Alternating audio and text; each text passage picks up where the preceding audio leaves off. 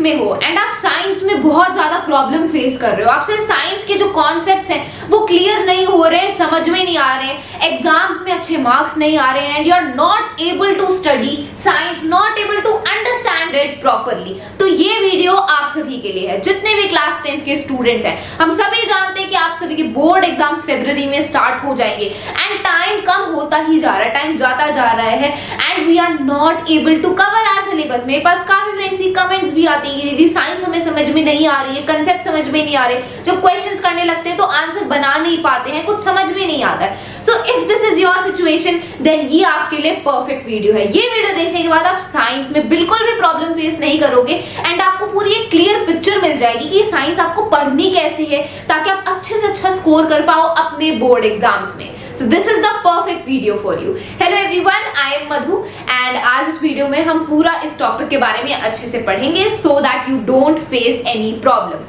ठीक है, तो आगे सबसे पहले मैं आपको टिप्स देने वाली हूँ बेसिकली कि कैसे आप साइंस पढ़नी चाहिए, आपको कैसे अप्रोच करना चाहिए एंड एक क्वेश्चन वाला अप्रोच करना चाहिए so that you can score well in your board exams. तो सबसे पहले आप सभी जानते हैं साइंस में 3 पार्ट होते हैं, केमिस्ट्री, बायोलॉजी एंड फिजिक्स। तो सबके बारे में अलग अलग मैं आपको टिप्स बताऊंगी कि कैसे आपको पढ़ना है एंड कौन से स्पेसिफिक पॉइंट्स को आपको ध्यान देना है जहां पर आप लैग कर रहे हो एंड आपका स्कोर इंप्रूव हो सकता है। तो केमिस्ट्री में देखो सबसे पहले फ्रेंड्स आपको बेसिक टर्मिनोलॉजी पता होनी चाहिए। टर्मिनोलॉजी का यहाँ पर मेरा क्या मतलब है? टर्मिनोलॉजी मतलब देखो हमें काफी बार ना बेसिक कंसेप्ट्स पता नहीं होते, हमारे बेस स्ट्रांग नहीं होता है, इस वजह से अभी हम अपनी केमिस्ट्री में प्रॉब्लम फेस कर रहे हैं। हमें समझ में नहीं आता कि ये एलिमेंट क्या है, ये कंपाउंड कैसे बना, ये रिएक्शन हो गया तो ये एलिमेंट उधर क्यों चला गया, हमें बेसिक कंसेप्ट ही समझ नहीं आते जो हम अपनी पिछली क्लासेस में, छोटी क्लासेस में पढ़ चुके हैं। तो आपकी जो बेसिक टर्मिनोलॉजी है, जो बेसिक कंसेप्ट है वो क्लियर होने चाहिए। मतलब आपको पता होना चाहिए कि एक एलिमेंट क्या होता है,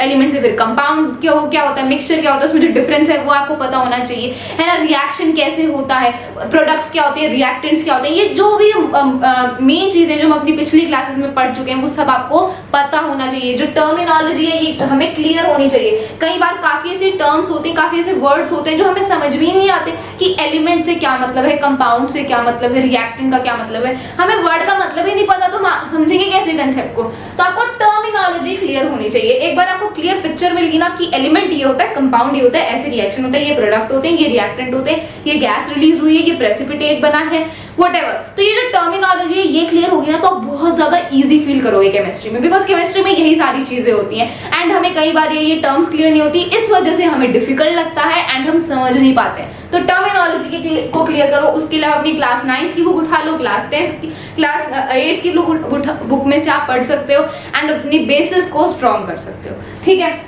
देन सारे के सारे जो आपके रिएक्शंस गिवन हैं एनसीईआरटी बुक में, देखो हम सभी जानते हैं एनसीईआरटी आपकी मेन सोर्स है, एनसीईआरटी से बाहर आपका पेपर नहीं आ सकता।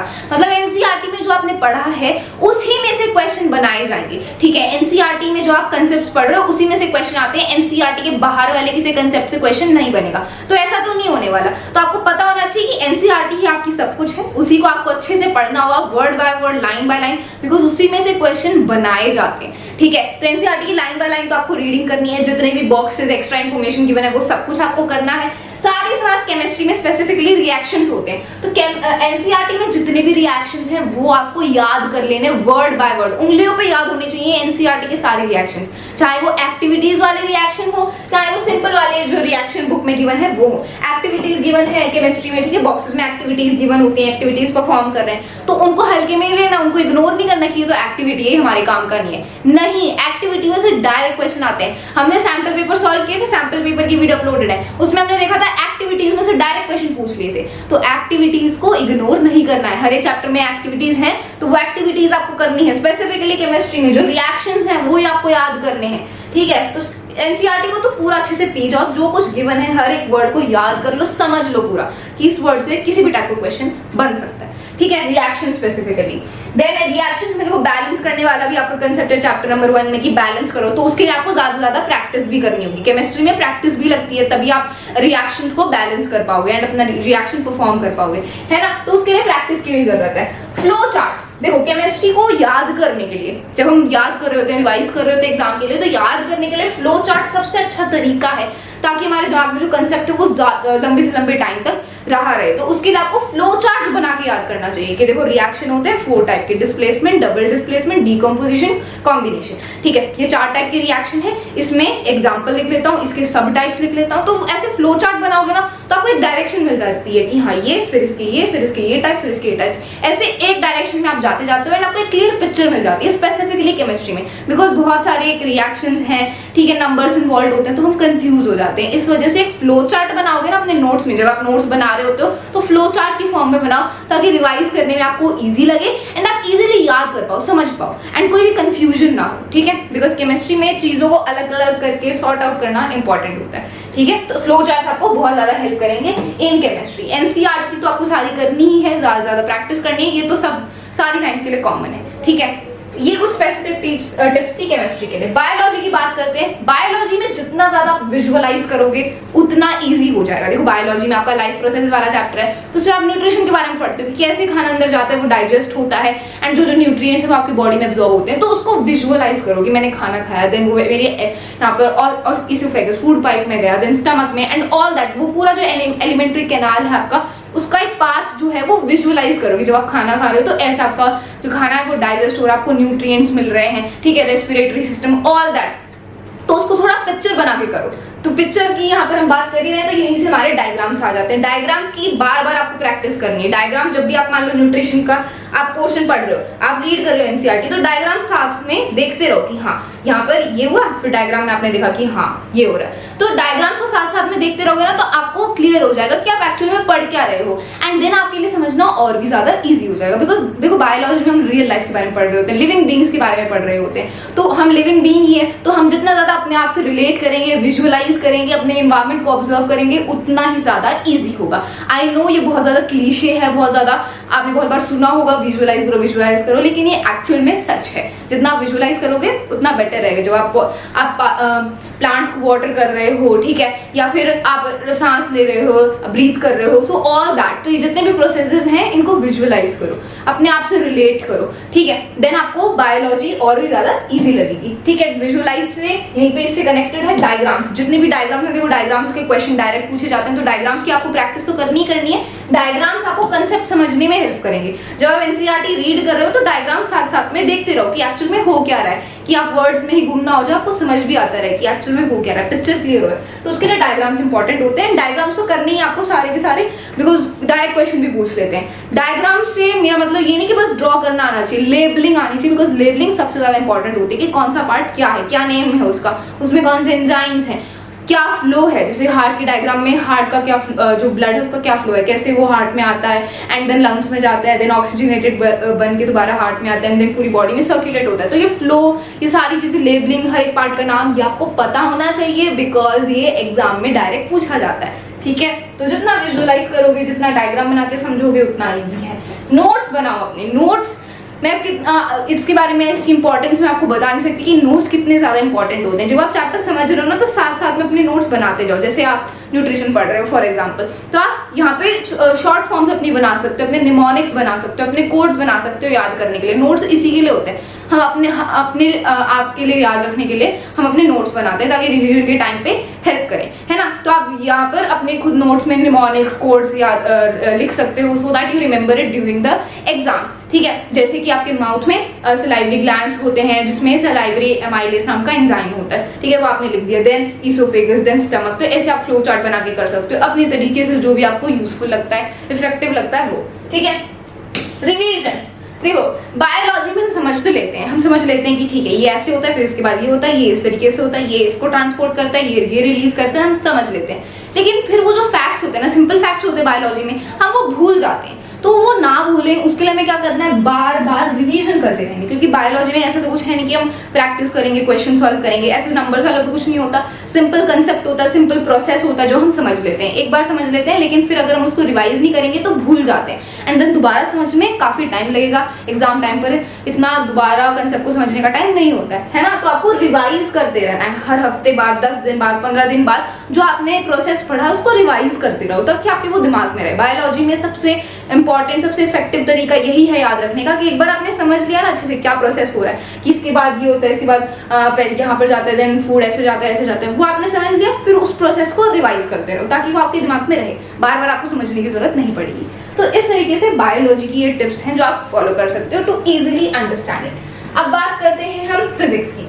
तो फिजिक्स में देखो फॉर्मूलाज होते हैं, न्यूमेरिकल्स होते हैं जो हमें सॉल्व करने होते हैं, साथ साथ में कंसेप्ट होता है। फिजिक्स में दोनों का मिक्सचर होता है, ठीक है। तो फॉर्मूलाज हैं, ऑब्वियसली फॉर्मूलाज आपको याद करने होंगे, फॉर्मूलाज जो स्पेसिफिकली फॉर्मूलाज हैं वो याद करने, एंड फिर न्यूमेरिकल्स की प्रैक्टिस करनी, ठीक है। तो न्यूमेरिकल वाला पार्ट तो मैंने पूरा आपका अलग कर दिया, जो आपके फॉर्मूलाज हैं उनको स्पेसिफिकली याद रखो, एंड जो न्यूमेरिकल्स हैं उनकी आपको प्रैक्टिस करनी, जैसे हम मैथ में करते हैं। मैथ की जो इंपॉर्टेंट टिप्स का वीडियो भी अपलोडेड है। तो ये तो मैथ वाला पोर्शन हो गया फिजिक्स का। जो कॉन्सेप्ट्स हैं उनको आपको समझना होगा, ऑब्वियसली विजुअलाइज करके, स्पेसिफिकली जो आपको लाइट के चैप्टर में, जो लाइट वाला चैप्टर उसमें रे डायग्राम्स है ना, तो रे डायग्राम्स की आपको बार बार प्रैक्टिस करनी होगी, बिकॉज रे डायग्राम्स डायरेक्ट पूछ लेते हैं, तो उनकी बार बार आपको ड्रॉ करके प्रैक्टिस करनी है, ठीक है। कि अगर मैं ऑब्जेक्ट को यहाँ पे सेंटर और फोकस के बीच में रख रहा हूँ तो इमेज कहाँ पर बन रही है ना, कैसी इमेज बन रही है, रियल इन्वर्टेड बन रही है, वर्चुअल डायरेक्ट बन रही है, तो वो सारी जो प्रॉपर्टीज हैं वो याद रखनी है, एंड बार बार इनकी प्रैक्टिस करनी है। आप खुद एक्सपेरिमेंट करके भी देख सकते हो, ठीक है। फिजिक्स में अगर अवेलेबल है, अगर सिचुएशन ऐसी है, आपको स्कूल में लैब्स प्रोवाइडेड है, तो आप खुद एक्सपेरिमेंट करके भी देख सकते हो, वो आपको बहुत ज्यादा हेल्प करेगा। अगर आप खुद एक्सपेरिमेंट करके देख लेते हो ना, जो आपने पढ़ा है वो आप रियल लाइफ में होता हुआ देख लेते हो,